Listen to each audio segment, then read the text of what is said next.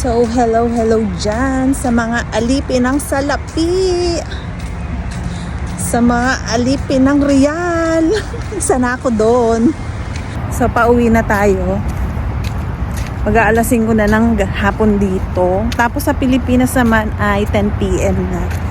So, sila ay naghahanda na ng kanilang pang Noche Buena. Samantalang dito, wala lang. Normal life as it is. Bihira nga dito yung babatiin ka ng kapwa Pinoy mo ng Merry Christmas! Bihira kasi wala talagang spirit. Oh my gosh. Ganun.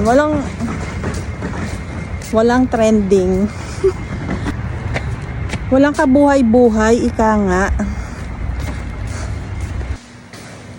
Nakakatamad din naman magluto kasi diet ako. Charot.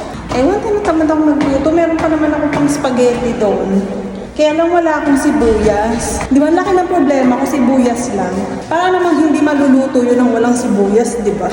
Unless wala kang spaghetti sauce tsaka pasta, hindi talaga magiging spaghetti yun. Tingnan ko na lang kung anong meron pa sa ref ko kasi 3 araw na lang ako dito tapos uwi na! So, nandito na tayo. Charan! Ang kalat, diba? Daming ligpitin. Okay lang yan. Wala naman akong bisita. Tsaka hindi pa naman mukhang gubat tong kwarto ko. So, okay lang kahit may mga kalat-kalat. Diba? So, meron tayong pa Christmas light. Ayan. Kikita yan dun sa labas. So, tingnan natin sa ref kung ano bang meron ako dito. Ayan, meron pa ako ditong natirang pansit na binigay nung nakaraan. Tapos meron akong itlog. Lutuin na natin yung itlog. Meron pa nga pala akong tinapay dito. Yan o yung ube piyaya. Tapos pandesal. Nagbigay din sa akin ng spam. Tapos meron pa ako isang apple. Yan. So kailangan muna nating ubusin. Kailangan mo na ubusin yung mga pagkain na nandito bago tayo umuwi ng Pilipinas. Kasi kung hindi, masasayang, di ba?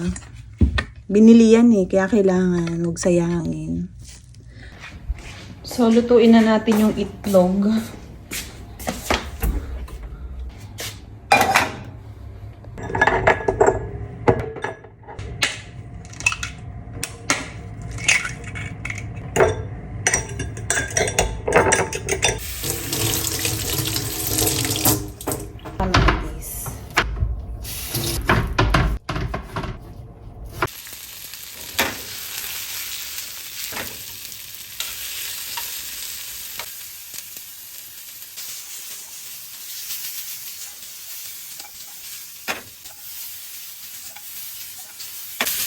At dahil medyo malambot na ang ating kamatis, ilagyan na natin ang ating itlog.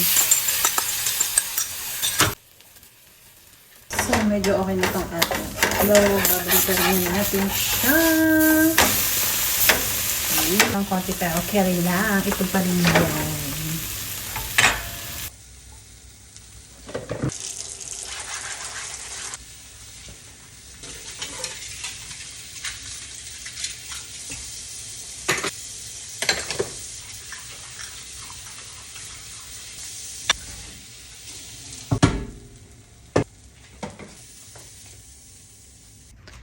Alam nyo ba, sa totoo lang, meron akong pang spaghetti sauce. Tapos, meron din akong pasta.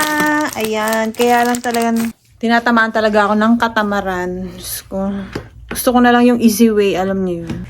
Naisip ko nga rin palang mag-gym dahil wala naman akong gagawin na iba ngayon. Medyo matagal-tagal na rin kasi akong hindi nakakapag-gym. Yung gym nga pala namin dito ay nasa baba lang ng kwarto ko. Pero ewan ko ba, talagang minsan tinatamad ako.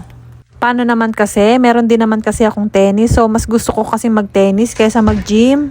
So, habang nag-gym tayo, magsasalang tayo ng labahin sa baba. Nasa 3rd floor nga pala tong kwarto ko. Pagsilip ko nga pala sa baba, naririnig ko, ayan no, magse-celebrate sila ng Christmas Eve. Ang saya-saya, 'di ba? Samantalang ako magsasalang ng labahin. Dito naman kasi talaga sa Saudi, wala ka naman talagang gagawin kahit Pasko at New Year.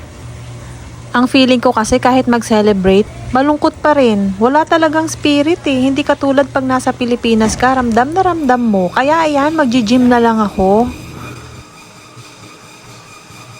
Sabi ko na lang sa sarili ko, lilipas din yan. Malamang sa malamang, mga tao sa Pilipinas ngayon ay natutulog na.